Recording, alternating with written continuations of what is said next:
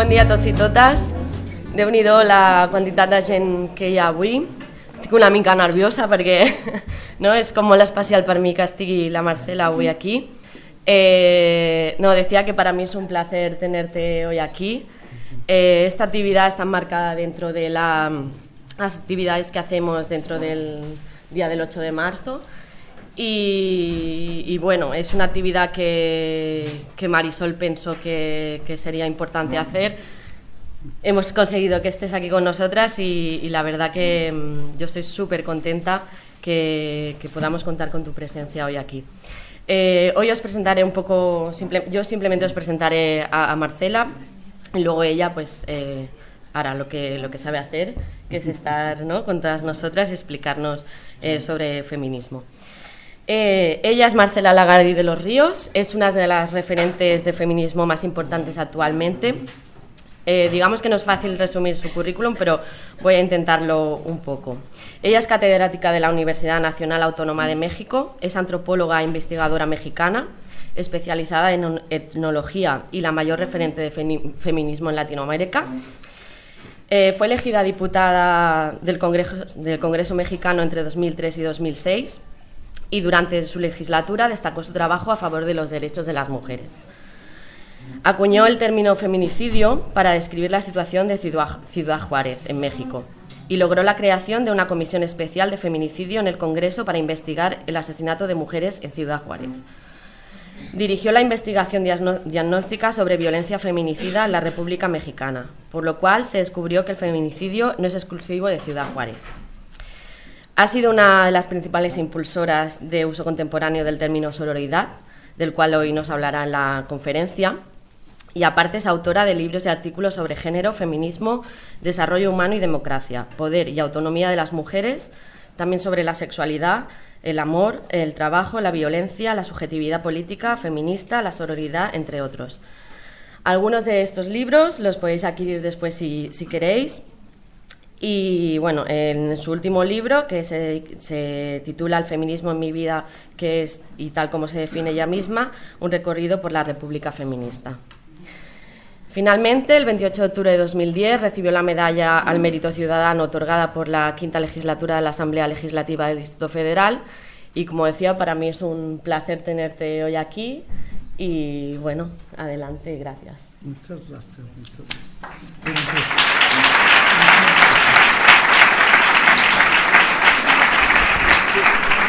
Bueno, ¿qué tal? Buenos días. ¿Son buenos? Sí, buenos. Bueno, qué bien, me da mucho gusto. Me da muchísimo gusto estar aquí. Sé el enorme esfuerzo, conexiones, trabajo que se ha puesto en que yo pudiera venir hasta acá. No se oye nada, ya se oye. Ahí, hasta allá atrás, ¿se oye? ¿Sí?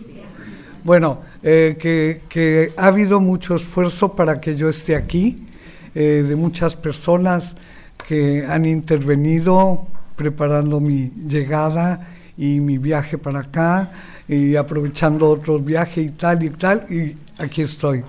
Y me da mucho gusto por eso, pero créanme que no sabía qué sorpresa me iba a encontrar con esa línea morada en el piso por allí que guía a las personas hacia la literatura feminista y que me encanta, y también saber que su ciudad es ciudad feminista. Es que eso es un lujo de lujo, es una maravilla. Me conmueve mucho.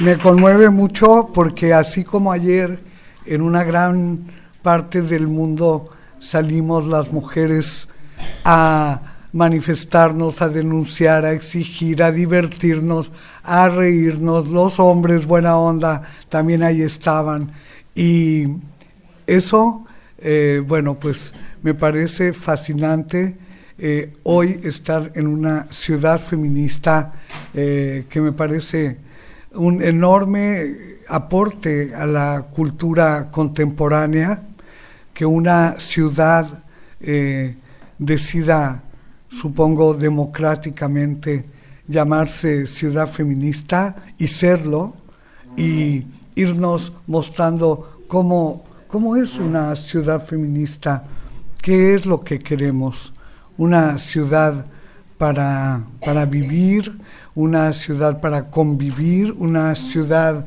para experimentar formas de relación y de trato que ni conocemos ni nos imaginamos, pero sí anhelamos tener. Entonces, pues me siento súper emocionada, además porque esta ciudad es feminista y eso no tiene precio, es maravilloso.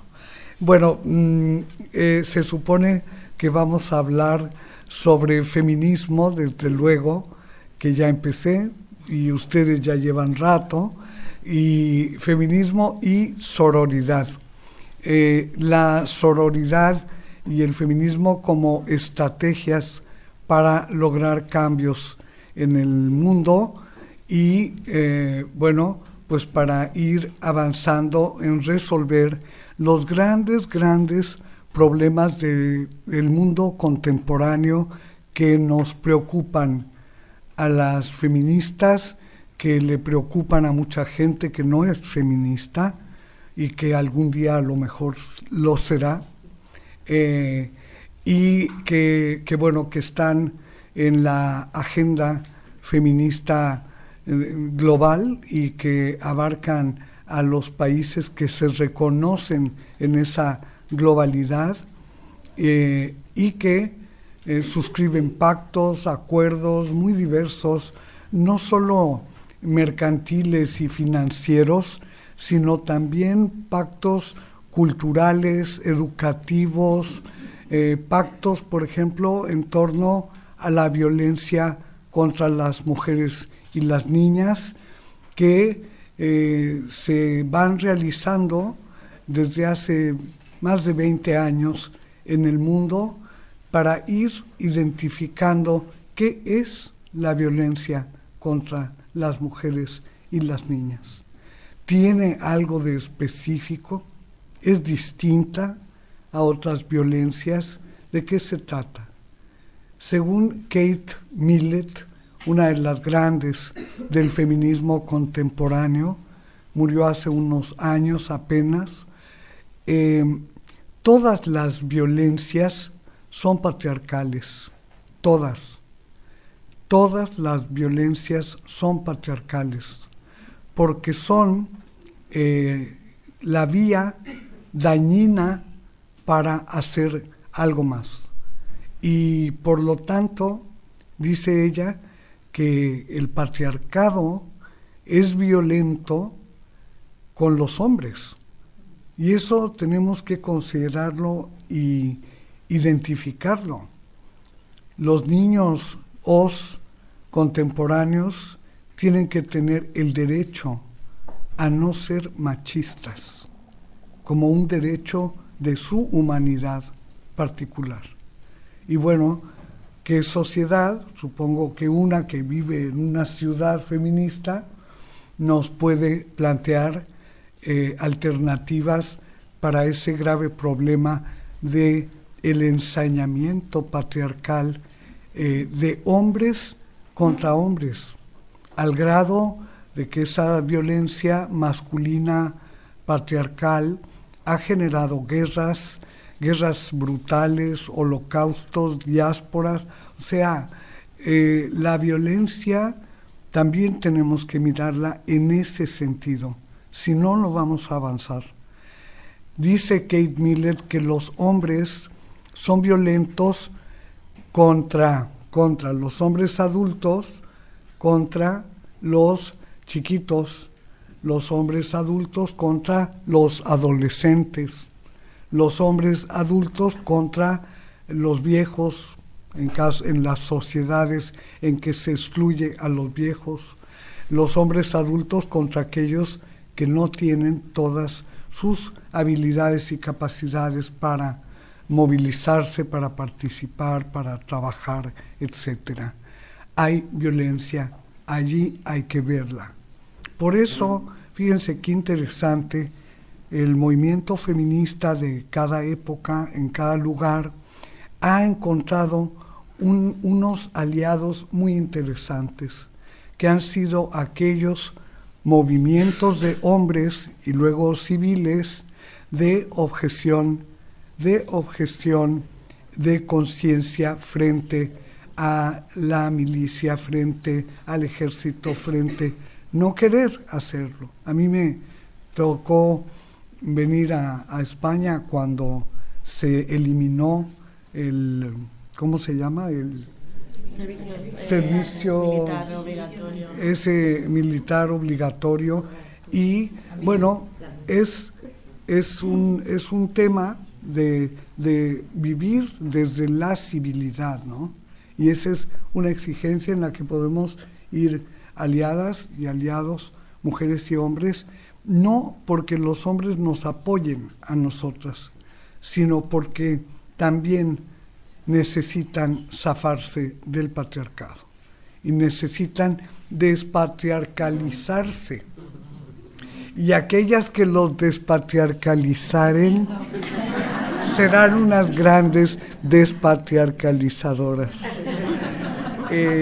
Bueno, Kate Miller también, bueno, observa otras formas de dominación entre hombres y variando desde el inicio de la modernidad hasta ahora. También sostiene ella que el patriarcado y su violencia se ceban de hombres sobre las mujeres, de hombres contra las mujeres, decimos ahora nosotras. Hombres que insuflados, fascinados, cautivados con estereotipos falsos, desde luego, de todo poder, de toda capacidad, de toda belleza, de toda guapura, bueno, hasta los metrosexuales y tutti frutti, todo eso, los fascina y los convoca a hacer cosas tan horrendas, tan espantosas, como ser violentos con las mujeres con las que conviven,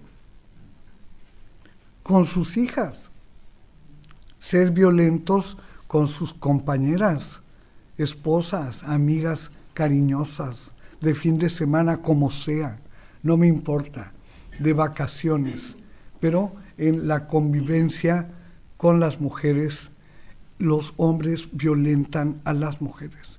Y parte de la convivencia, como ya nos lo han explicado María Ángeles Durán, todas las sociólogas maravillosas de este país y de otros, de todas maneras, esas formas de violencia dañan a las mujeres, dañan al entorno, dañan las relaciones de parentesco, dañan a las familias, dañan a la comunidad, dañan a todo lo que tocan.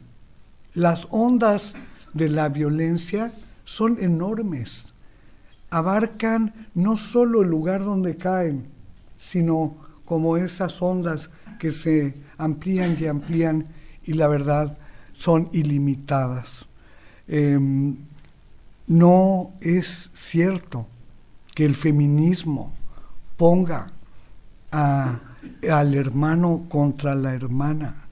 No es cierto que el feminismo esté propiciando un antagonismo inexistente entre mujeres y hombres. No es cierto. Quien sí facilita el daño es la violencia patriarcal. Quien sí propicia el daño es toda la masa de gente que no le importa la violencia contra las mujeres, que consideran que las mujeres somos inferiores per se y que no se nos va a quitar nunca y que somos naturalmente incapaces y que somos solo capaces para ciertas cosas como, por ejemplo, atender y cuidar a los hombres, a sus hijitos y hijitas también, y a toda la gente que dependa de alguien. Y a eso nos dedicamos las mujeres. Nos dedicamos a mantener instituciones arcaicas como la familia patriarcal.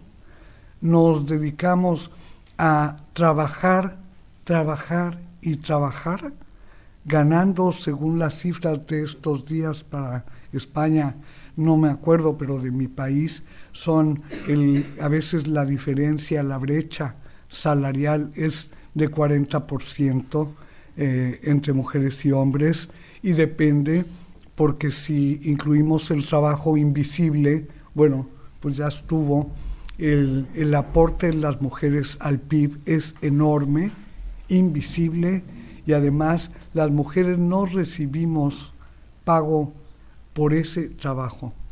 Recibimos cosas simbólicas, ojo, porque sí las recibimos, cosas simbólicas.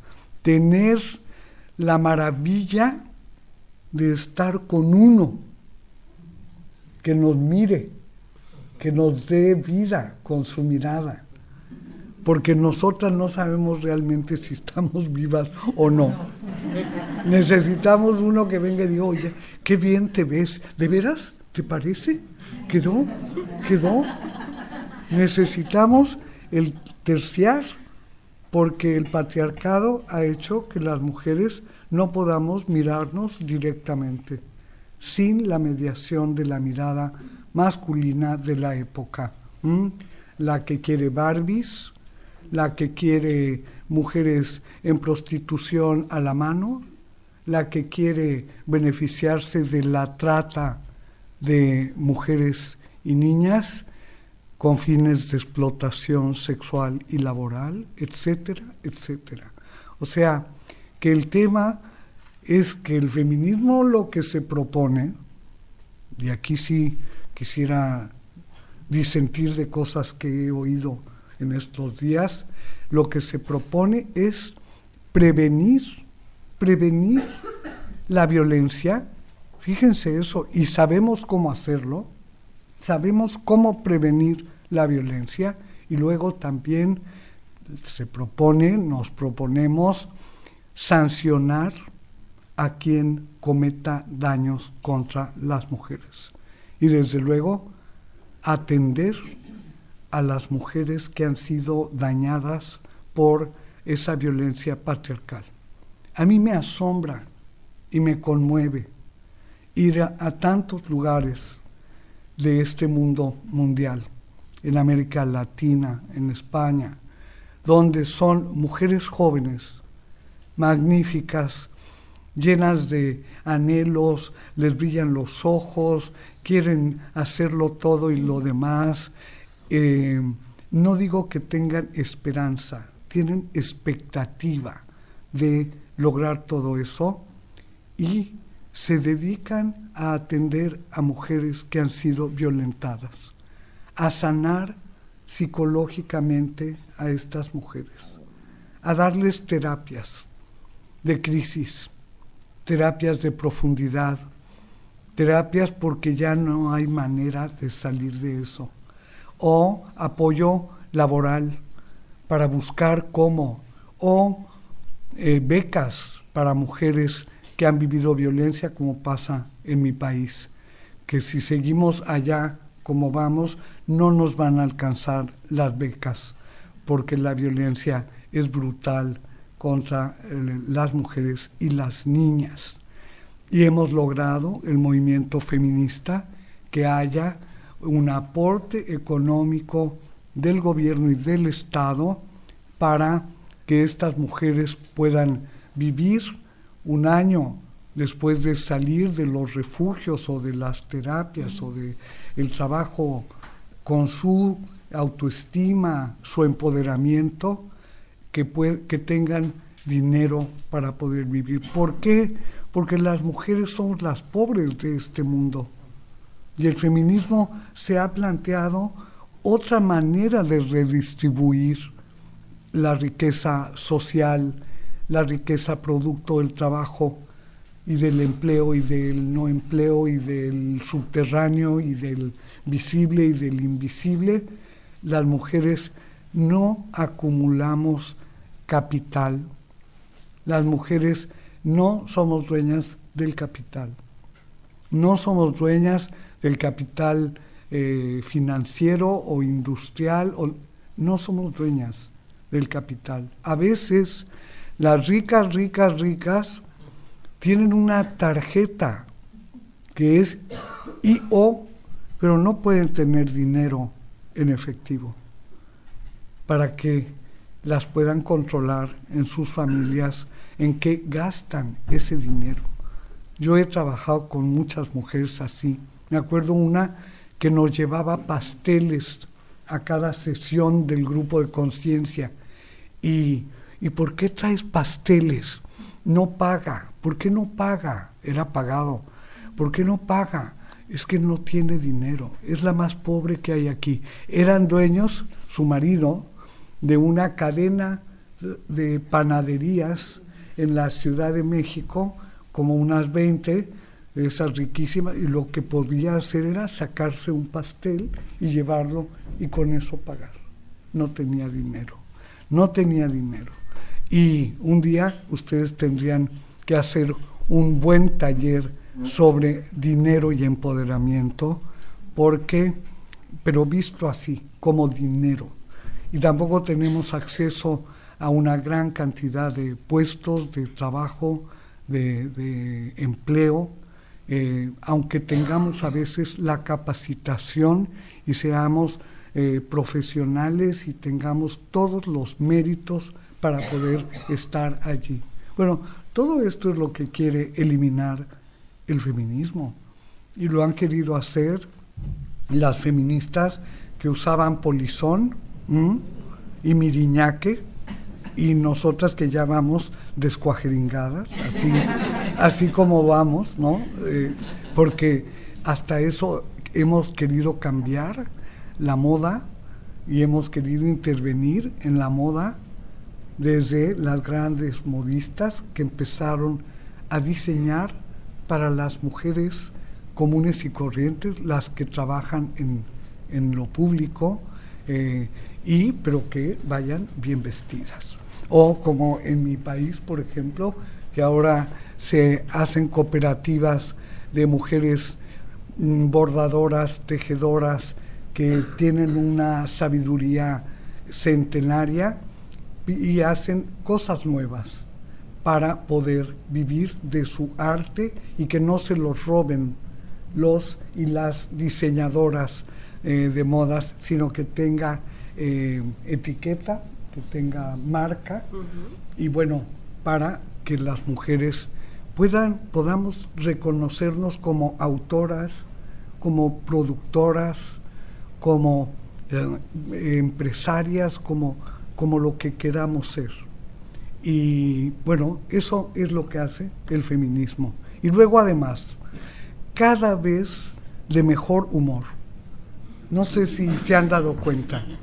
Hace 20 años eran unas caras duras porque estábamos todas tensas, porque estábamos pasando, porque estábamos haciendo cosas rebeldes, subversivas, revolucionarias. Era así. Bueno, esa ola, ojo, todavía no acaba, ahí vamos.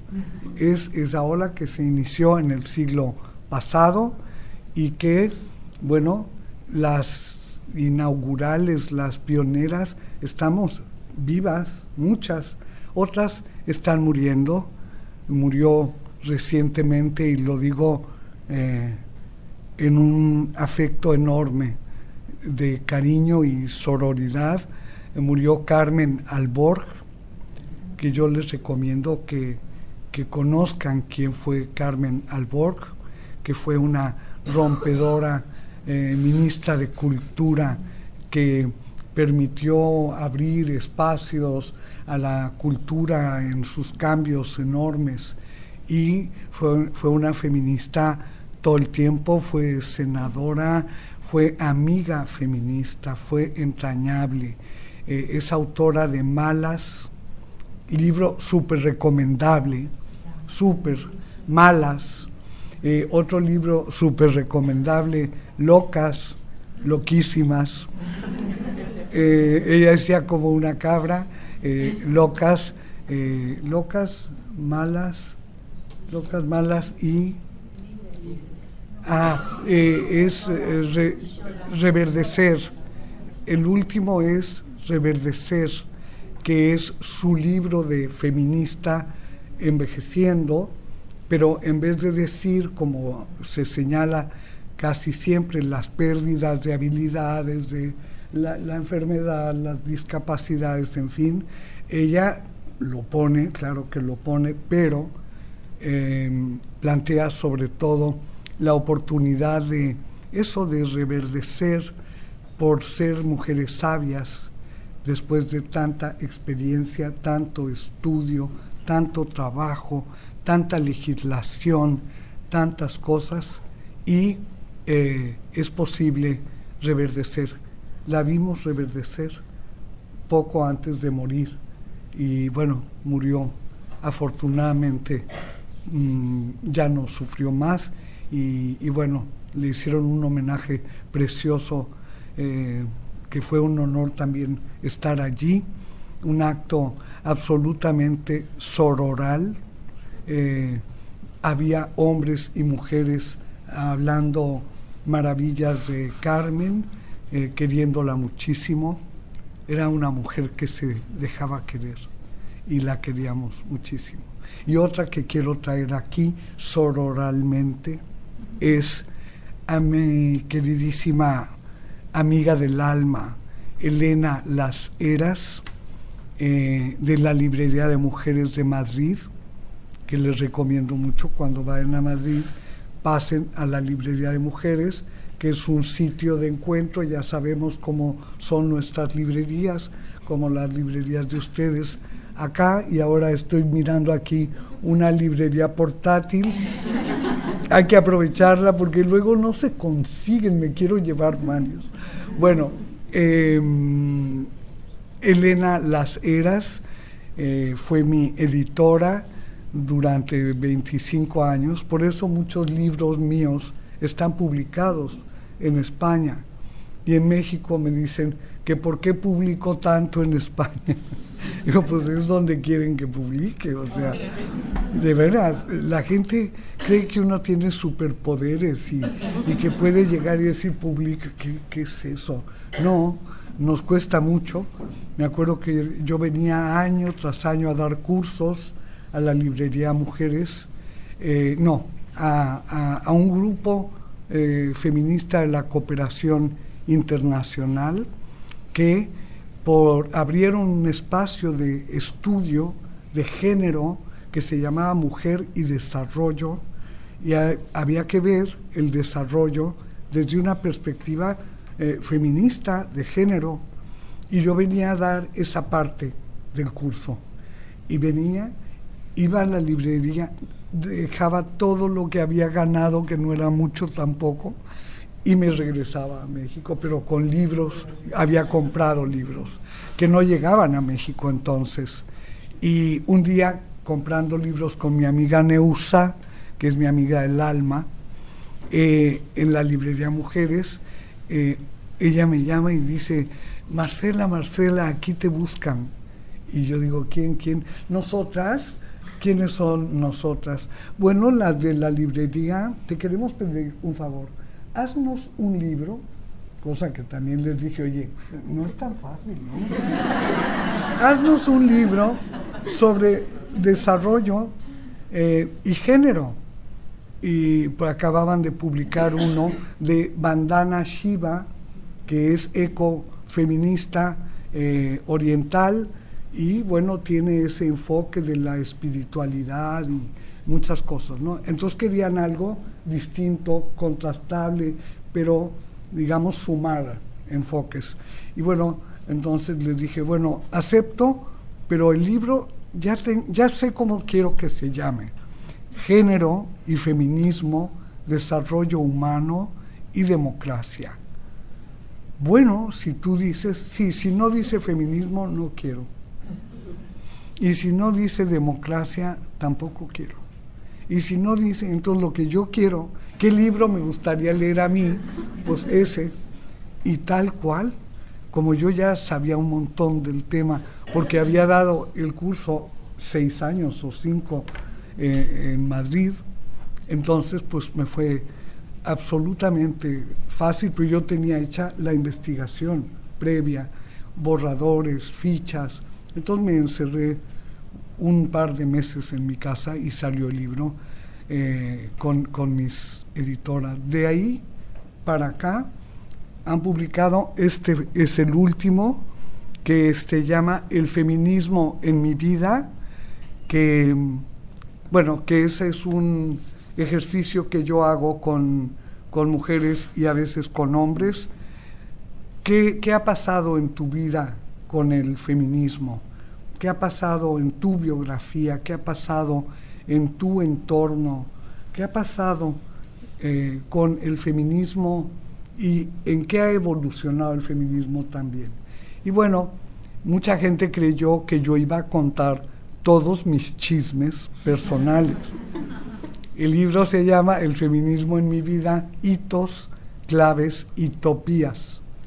Y entonces, bueno, según yo, el libro contiene muchas claves para poder avanzar, pero tiene las utopías convertidas en topías, porque las hemos hecho reales parcialmente, en proceso que abarca más de una década, un siglo, pero que ahí estamos aportando. Eso es lo que contiene este libro, los hitos que a mí me ha tocado vivir en el feminismo, en mis años de feminista y antes de ser feminista, cuando no me dejaba convencer por mis amigas que me querían volver feminista, y entonces yo les decía que no, que yo era más revolucionaria que eso.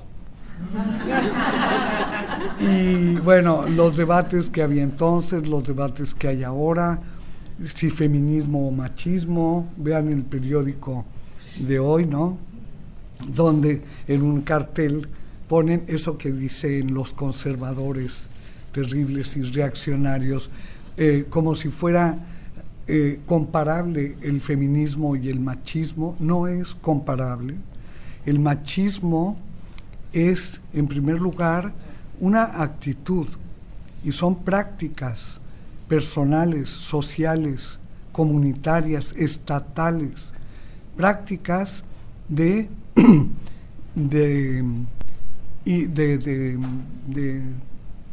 es que llegó alguien, perdón, me distraje. Pasa. Es que me distraje. Bueno, así doy un traguito de agua. Aprovecho. ¿No tienen agua? Ni modo.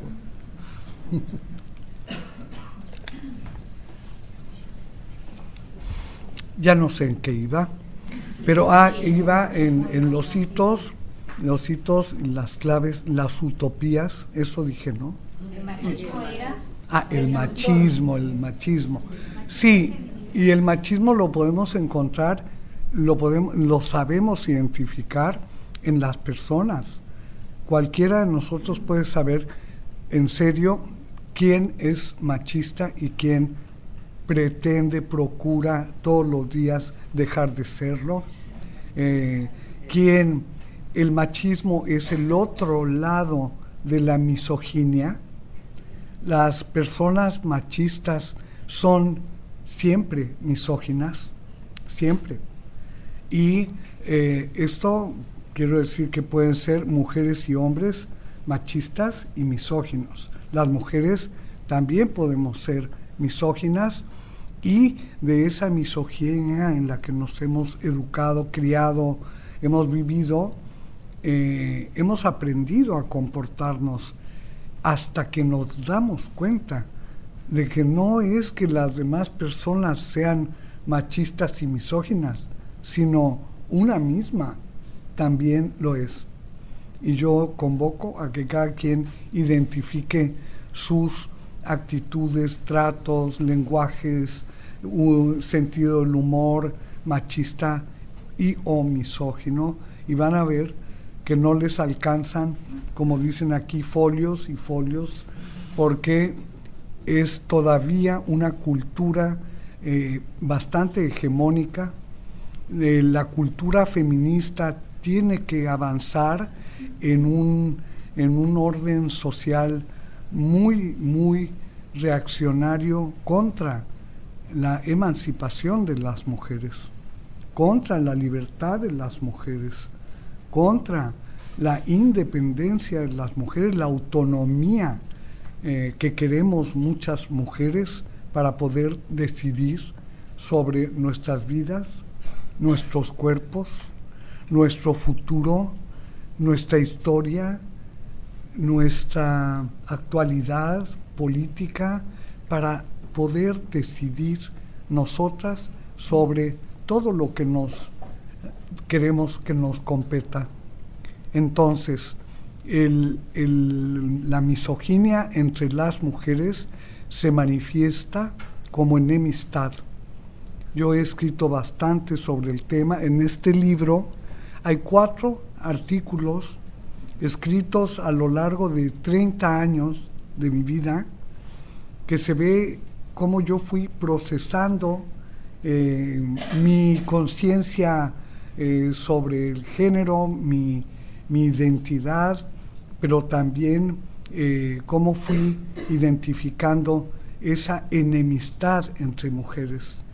Y tenemos que trabajar muchísimo eso, muchísimo, en los equipos de trabajo, en los grupos de apoyo a mujeres incluso, en las que trabajan juntas en una escuela, las que trabajan en una empresa, las que trabajan en un partido político, las que están en una iglesia, o sea, en cualquier espacio. Si no somos conscientes, repetiremos misoginia, repetiremos lenguaje misógino, repetiremos una descalificación, por ejemplo, al feminismo per se, sin siquiera conocer qué es el feminismo. Y bueno, pues hay quien más prepotente que la otra puede descalificar la causa feminista, puede descalificar con burla y crear esos estereotipos tan dañinos sobre la cultura feminista.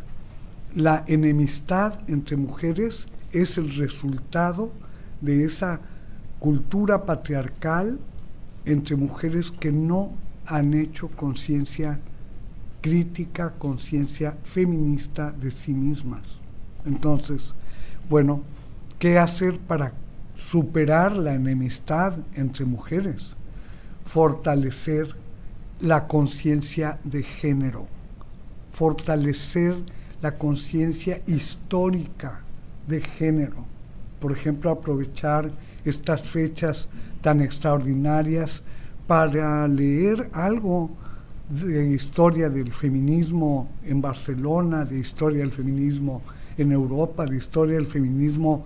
Las invito a leer, aunque no se crea, historia del feminismo en México, porque el feminismo tiene varios siglos en México, aunque el machismo es tan brutal en mi país que no hemos logrado tener la fuerza necesaria para frenar la violencia, por ejemplo, contra mujeres y niñas. Pero en eso estamos y lo vamos a lograr, como se ha ido logrando en una gran parte del mundo, y cada vez más sociedades se implican, se involucran en hacer una descalificación de la viencia. Entonces, la enemistad no le da importancia a ser violentas con otras mujeres. Por ejemplo, a descalificar a otras mujeres, a hacerles el día pesado en el trabajo, a hacerles la vida ingrata, a hacer la escuela insoportable para quienes no se pueden defender, no tienen conciencia de que tienen el derecho a vivir en paz. Tienen el derecho a vivir en paz. Es el primer derecho humano de las mujeres. ¿Ya lo sabían? Apúntenle, apunten. Porque luego decimos, y queremos los derechos humanos. Pues ¿cuáles si ya están? No. Queremos los que no están también. Y el primero que no está, que reconoció ya por fin la Cumbre de Viena, es el derecho a una vida libre de miedo y violencia. El derecho a una vida libre de miedo y de violencia. Ese es el primer derecho humano. ¿Cómo se consigue?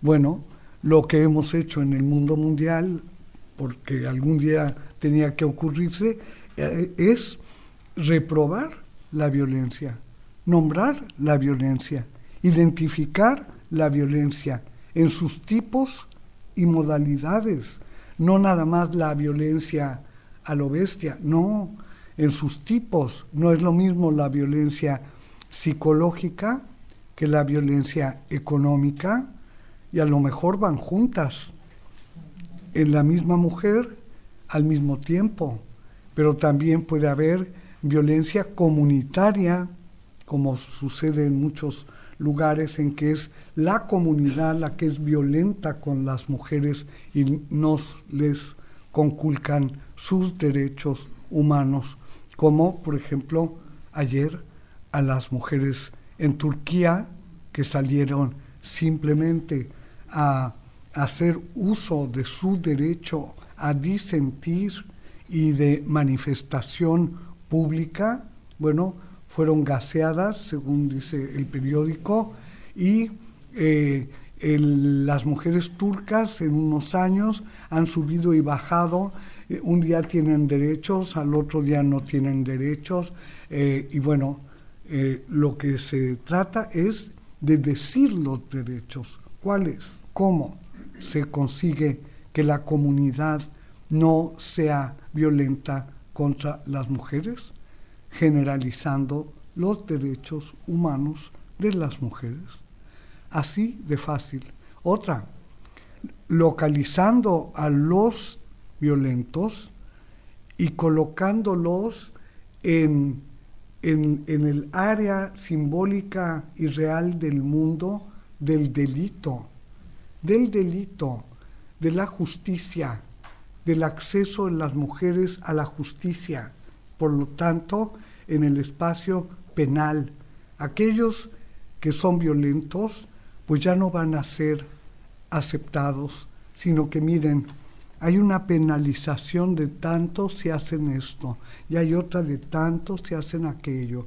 Y el feminicidio lleva 40 años de cárcel en México, por ejemplo. Y bueno, tuvimos que frenar porque la gente quería aprobar de nuevo, por ejemplo, la pena de muerte.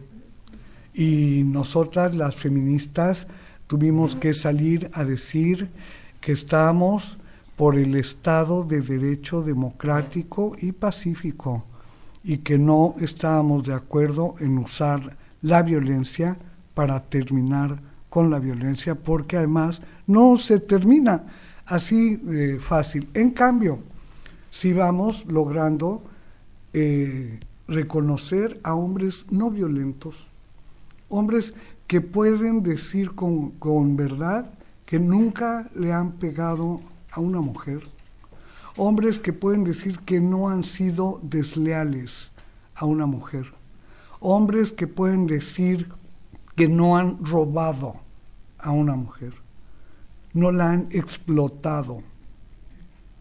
Porque hay unos que, por ejemplo, son poetas y entonces no ganan bien y entonces se enamoran de una trabajadora que cobra su salario, que va todos los días, que tal, y bueno, la seducen.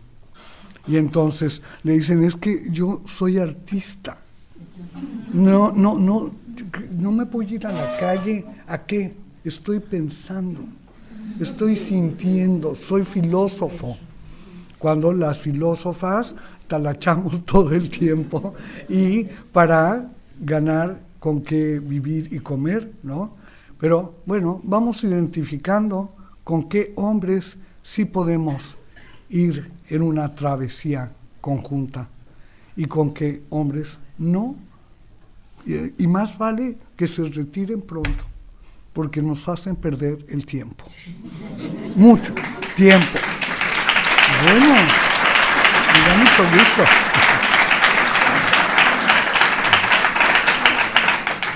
Tiempo, dinero, afectos, eros, todo. La energía, ¿no? El eros se va para otra parte. No, necesitamos el eros aquí, con nosotras, para poder disfrutar la vida, para tener energía, para hacer muchas cosas. La misoginia identificada en los hombres es muy aceptada. Es más, la gente la defiende como parte de sus tradiciones. A los hombres misóginos se les festeja. No, bueno, a mí me hicieron un aplauso, pero a ellos todo el tiempo. Son tan elocuentes, tan chistosos, tan simpáticos. Bueno, lo guapo no importa porque no se les da mucho a todo, digo, a todo. Pero los hombres necesitan mostrar, hacer explícito en su lenguaje, en su forma de trato, en su convivencia con mujeres que están por la igualdad y que están, primero que nada, por el empoderamiento de las mujeres. No se puede estar por la igualdad si no se está por el empoderamiento de las mujeres. Porque para que haya igualdad, tenemos que empoderarnos las mujeres y los hombres tienen que bajarse del pedestal, tienen que saber que no son Zeus, tienen que saberlo, tienen que comprender que son personas como nosotras somos personas y que se la van a pasar mucho mejor en el buen ambiente feminista en que procuramos otra manera de estar en el mundo. Segunda cosa, para el empoderamiento de las mujeres, para la igualdad entre mujeres y hombres, necesitamos ese trabajo, ese esfuerzo por clarificar también nosotras qué nos traemos con las demás mujeres y no dar por sentado que las mujeres están a favor de la igualdad. Muchísimas mujeres no están a favor de la igualdad. Entre otras cosas, les da miedo no dar el ancho, no tener la preparación, no tener el lenguaje, no tener cómo subirse a ese carro de la igualdad entre mujeres y hombres. ¿O cómo sería eso? ¿Cómo sería la igualdad entre mujeres? ¿Cómo va siendo? Yo diría, porque ya la vamos construyendo en procesos, en lugares tan entrañables como, y cercanos como puede ser la ciudad en la que vivimos, el país en el que vivimos, en fin. Hace poco en México hicimos una constitución en la Ciudad de México. ¿Algunas conocen México? ¿Sí? ¿Han ido? Alcen la mano. ¿Y cómo les fue? Bueno, en la Ciudad de México, como en Buenos Aires, igual, no era una entidad federativa, era más bien una entidad sin autonomía. No teníamos autonomía. Era una ciudad dirigida por el poder central, por el gobierno presidencial. Además, en México había, espero que ya no vaya a haber, presidencialismo. Y entonces mi ciudad, de 10 millones de habitantes, carecía de constitución y solo teníamos los derechos que tenían los demás. Y nosotros hicimos un movimiento que duró medio siglo, un poco más, medio siglo, para concienciarnos, para estar de acuerdo, para tal y cual, para entender por qué nos beneficiaría ser Ciudad de México como una entidad federativa. Bueno, y logramos el acuerdo y fue aprobado por la Asamblea de Representantes y por la Cámara de Diputados, que se hiciera una votación para ver si nos transformamos en entidad federativa.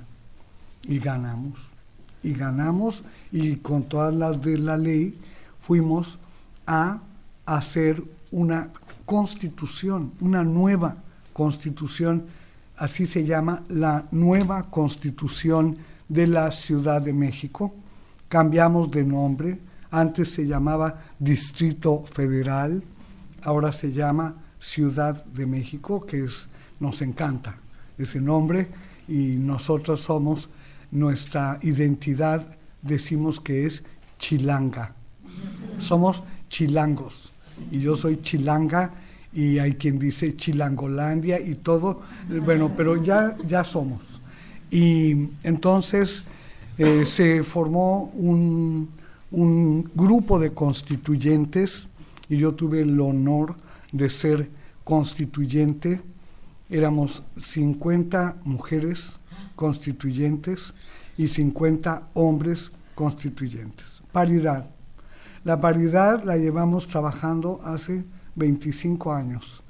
Primero eran acciones afirmativas, el 30%, y luego el 40%, y luego el 50%, y ahora ya no son cuotas, es la paridad, 50-50. Y así fuimos, porque así lo exigimos, que fuera paritaria la constituyente. Y trabajamos un año en la Constitución. Fue una maravilla. Imagínense tener la posibilidad de escribir. En la Ciudad de México, así escribí, en la Ciudad de México las mujeres y los hombres son iguales y libres ante la ley y ante la ley. En la Ciudad de México todas las mujeres y los hombres son iguales al nacer y al vivir con igualdad ante la ley. Y esa es la igualdad. No es que nos volvamos como los hombres, que no queremos, aunque digan que no queremos. Y si hay quien quiera, bueno, que haga su lucha y que haga, pero nosotras queremos que cada quien pueda ser como quiera ser y que no tenga deberes, deber estar, bueno, todos esos deberes que nos pusieron, la maternidad, la conyugalidad, el cuidado a toda costa de todos los demás. Como decía Franca Basaglia, mi maestra de la vida, nos hicieron seres para otros, seres para otras, seres para cualquier cosa que no eres tú, seres para la causa. Hay quien vive para una causa y deja la vida en la causa. El feminismo actual, hemos reflexionado, feministas de todo el mundo, no queremos causas que devasten a las mujeres. No queremos causas que pongan en riesgo la vida, la libertad y la paz de las mujeres. Queremos actuar en todo con el respeto al Estado de Derecho. Y si queremos cambiarlo, cambiémoslo. Como hicimos en la Ciudad de México, a mí me tocó ser la responsable de los derechos humanos de las mujeres, las niñas, los hombres, los adolescentes, tutti frutti. Las discapacitados, por su lengua, por su etnia, por su edad, esos derechos fueron mi responsabilidad porque había presidentes de mesas que llevábamos la discusión y las votaciones. Al final, la prensa que nos odiaba decía que no íbamos a acabar la Constitución a tiempo y por lo tanto no iba a servir. Iban haciendo cuenta los días que faltan, ¿no? Pero ya aplaudiendo que no.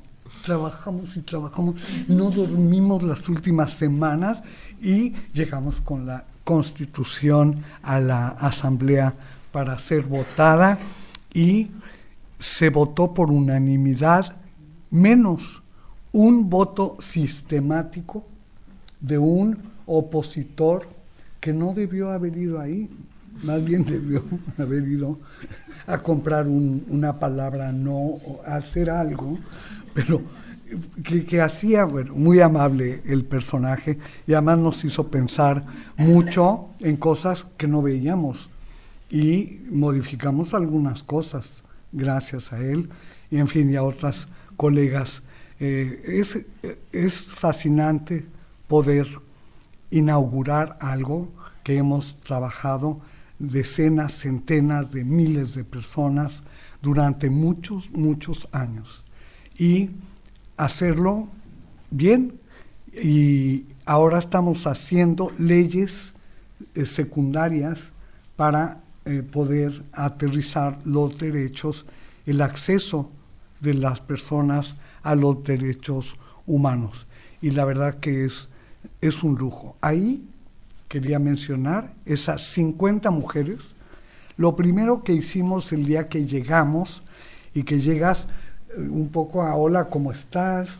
Así, bueno, pues fue rápidamente citarnos en un salón allá hasta el fondo donde estábamos sesionando y ahí mismo ya teníamos pensada la red de constituyentes de mujeres para ir gestionando los temas, para ir negociando, para ir hablando y poniéndonos de acuerdo en lo posible. Y en lo que no, lo quitamos. De eso no discutimos, y no discutimos, y no, pero esto sí, y esto sí. Y hubo de todo, pero lo logramos. Las cosas que ya sabemos, no estuvimos de acuerdo en que quisieran introducir por arriba, por abajo, por todos lados, la vida, así se enuncia, desde la concepción. En la Constitución de la Ciudad no va, porque además el Estado mexicano es laico, no tiene ningún tipo, no es confesional, no tiene ningún lenguaje religioso. La concepción es un lenguaje religioso que no puede aceptar una constitución laica. Y bueno, pues así debatiendo, y luego el tema del aborto, que en la Ciudad de México, a diferencia de otras partes del país, el movimiento feminista fue la primera causa de esta ola. O sea que, ¿qué les cuento? 50 años, durante 50 años picamos piedra para los derechos sexuales y reproductivos de todas las personas. Y bueno, avanzamos mucho con la Conferencia del Cairo hace años, porque logró ubicar que el problema del aborto no es otra cosa, sino un problema de salud.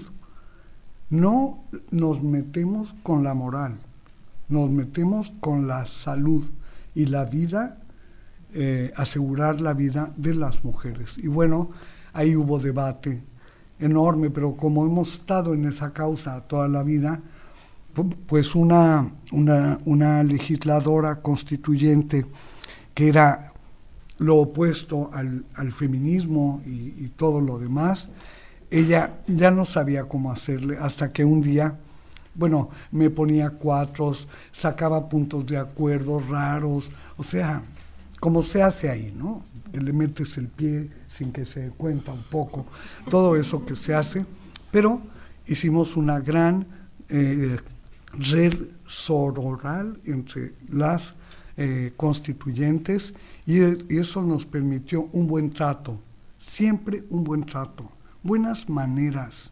La sororidad tiene una estética, por favor.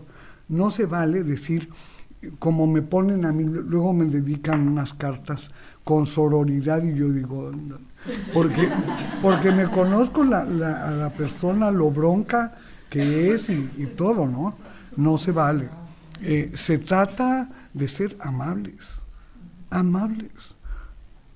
No queremos hacer conflictos y no queremos, hay bastantes conflictos ya como para que les metamos ese tipo de trato y de lenguaje. Y por ejemplo, en la Constitución nos pusimos de acuerdo en que no hubiera lenguaje bélico, lo logré. No hay lenguaje bélico militarista, por ejemplo, no usamos para nada términos como en esta trinchera, que se usa mucho, más en ese país, ¿no? De cowboys mexicanos horrible. Bueno, entonces, allá se dice y acá y en todas partes, desde mi trinchera, Arelo, no estamos en trincheras. Hemos logrado vivir en paz, apreciemos la paz, no trincheras, por favor, por lo menos en el lenguaje. Luego, la estrategia, no, podemos usar otras palabras para decir las vías, los caminos, las acciones. Nuestros idiomas son riquísimos en términos, en metáforas, podemos usar muchas palabras no militaristas.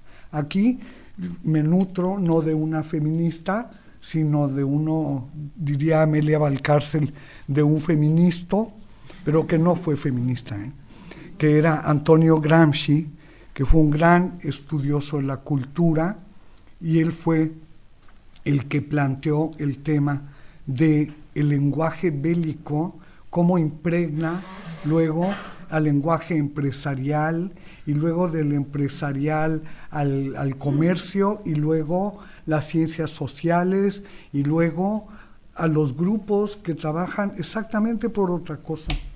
Pero ni cuenta nos damos que estamos usando un lenguaje bélico. A mí me han hecho luego unos videos bien bonitos, pero empiezan con versos. La guerrera, la incansable, yo parece que estoy viendo una película de Walt Disney, o sea, de Walt Disney pero con machos, ¿no? No somos guerreras, no tenemos que ser guerreras. Los niños no tienen que ser guerreros, las niñas tampoco, no tienen. Si hubiera, hay que prepararse, pero no es esa la situación en la que estamos. Y bueno, la sororidad nos permitió tejer esa red fabulosa. Luego, con las organizaciones civiles feministas, trabajamos como Parlamento Abierto, entonces la ciudadanía venía a decirnos todas las cosas. Yo me apoyé muchísimo en la ciudadanía porque hubo un montón de ponencias para que no quedara la prostitución como un trabajo aspirable, digno, sobre todo para las mujeres, ¿no? Y ahí hubo una respuesta social, pero de miles de personas que tienen años tratando de prevenir la prostitución, tratando de atender a las personas en situación de prostitución, tratando de sancionar a quienes explotan a las mujeres en prostitución, y ahora, hace un año, no, 2, 3 años, llevamos un debate muy grande sobre la trata de mujeres. Y bueno, se han presentado 2 proyectos de ley que no tienen perspectiva de género y no los aceptamos. Y exigimos que tenga perspectiva de género, y hay que ver, se está trabajando en eso. ¿Qué otra cosa? Bueno, la sororidad. Ya termino diciendo para mí qué es. Me parece que es una dimensión del feminismo. O sea, se da dentro del feminismo, o cuando las mujeres vamos descubriendo el feminismo, porque es el feminismo el que ha nombrado ese aspecto de la cultura, y porque es el feminismo quien ha todos los días impulsado la sororidad como algo que nos permita hacer política de otra manera, hacer política unidas, hacer política aliadas, hacer políticas como socias, aprender a ser socias entre nosotras.